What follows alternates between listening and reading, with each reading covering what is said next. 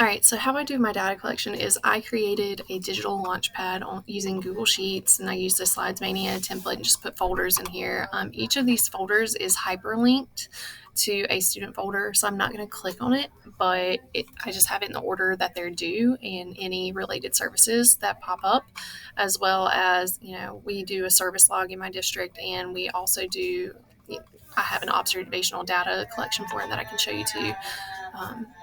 But so it opens up at a student folder, and I have an individual IEP data collection Google form in there. For that, I set it up with, the date of data collection, the person collecting the data. So those are the adults in my room who might collect the data.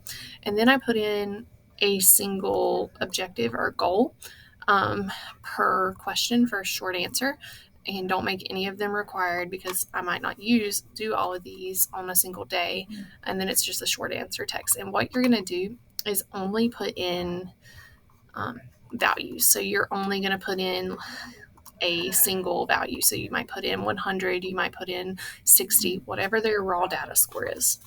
Once you have that going and you have responses, this doesn't really tell you much, right?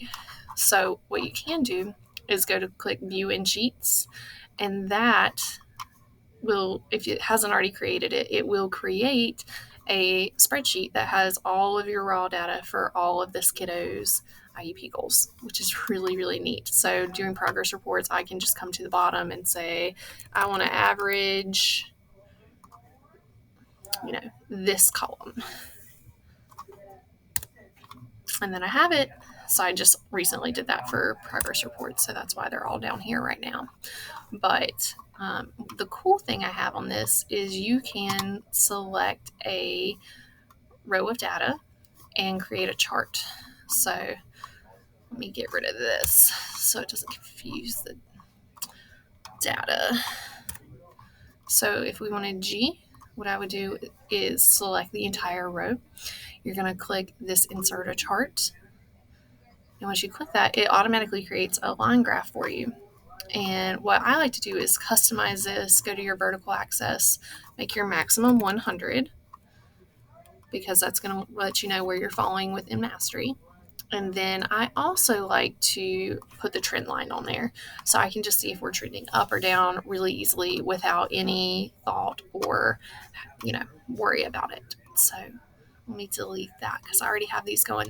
But the cool thing is once you have data and it's going, these are going to continually update. So the more data that gets put in, the more up to date your chart's going to be and your trend line's going to follow. So like on this goal and objective, he's doing really well.